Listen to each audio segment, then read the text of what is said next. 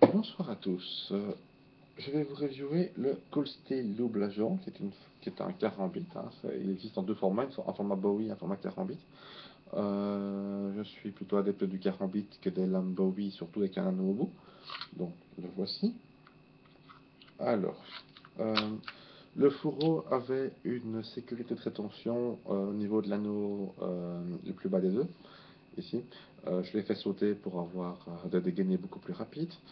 Et c'était apporté en type collier de cou avec une chaînette fixée au niveau des rivets supérieurs.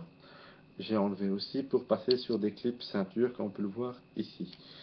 Euh, donc le fourreau ici a vraiment très peu de rétention. Il est stable, mais le secouez quand même pas trop. Le couteau en lui-même. Tranchant rasoir, c'est du cold steel, évidemment. Lame de type carambit. Anneau principal ici derrière, un petit passant pour une carolette ou autre, aucun intérêt, comme d'habitude. Ça peut servir à impacter à la limite avec des coups de pognon, entre guillemets, si vous voulez faire du non létal. Au niveau de l'équilibrage, il est parfait, il n'y a aucun souci.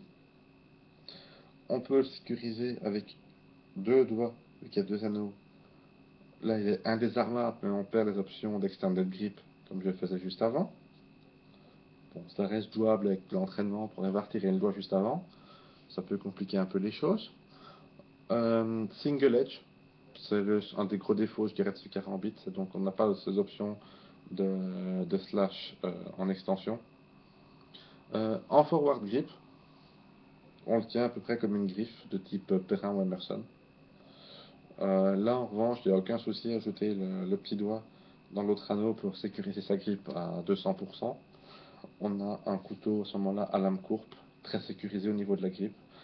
Bon, on perd beaucoup d'options. Moi, je m'en sers clairement comme un carambit, donc ce type de grip-ci, avec ses options d'extension pour les percussions, crochetage, ramener, etc.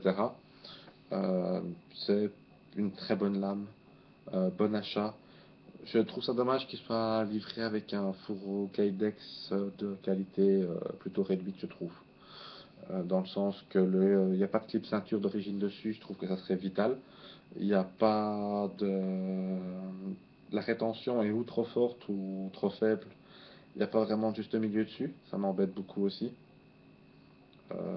Donc c'est vraiment le côté, soit on dégaine très lentement en sachant qu'on risque d'avoir de gros soucis le temps de dégainer, soit on dégaine très vite au risque de perdre le couteau ou de mal le manipuler en dégainant.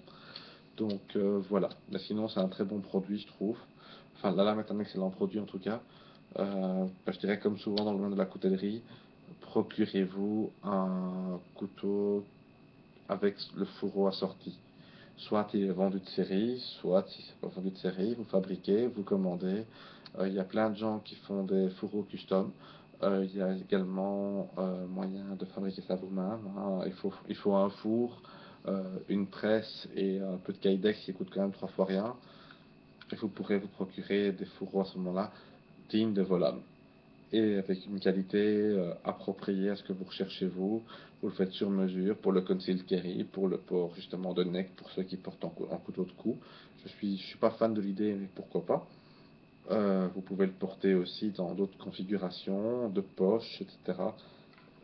Suivant vos goûts perso. Donc voilà, un bon produit pour pas trop cher, avec des modifications à faire dessus en revanche, mais très bon produit quand même. Donc voilà, bonne soirée, à bientôt.